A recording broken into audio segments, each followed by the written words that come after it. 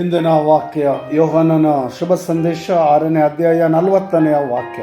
ಪುತ್ರನನ್ನು ಕಂಡು ಆತನಲ್ಲಿ ವಿಶ್ವಾಸ ಇಡುವ ಪ್ರತಿಯೊಬ್ಬನು ನಿತ್ಯ ಜೀವವನ್ನು ಪಡೆಯಬೇಕೆಂಬುದೇ ನನ್ನ ಪಿತನ ಸಂಕಲ್ಪ.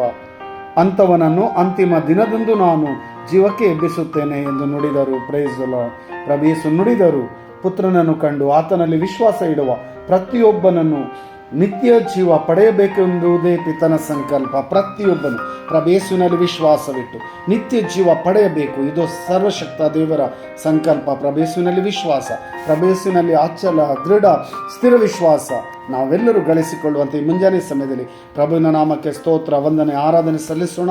ಯೇಸು ನಾಮಕ್ಕೆ ಸ್ತುತಿ ಸ್ತೋತ್ರ ವಂದನೆ ಆರಾಧನೆ ಘನ ಮಾನ ಮಹಿಮೆ ಸಲ್ಲಿಸೋಣ. Hallelujah hallelujah. ಪ್ರಭು ನಿಮ್ಮ ನಾಮಕ್ಕೆ ಸ್ತುತಿ ಸ್ತೋತ್ರ ವಂದನೆ. ಈ ವಾಕ್ಯ ಆಲಿಸುತ್ತಿರುವ ಪ್ರತಿಯೊಬ್ಬ ಮಗನ ಮೇಲೆ ಮಗಳ ಮೇಲೆ ನಿಮ್ಮ ಆತ್ಮರನ್ನು ಸುರಿಸಿರಿ. ಆರೋಗ್ಯ ಸೌಖ್ಯ ಆಶೀರ್ವಾದ ವರದಾನ ನೀಡಿರಿ. ಪಿತನ ಸುತನ ಪವಿತ್ರ ಆತ್ಮರ ನಾಮ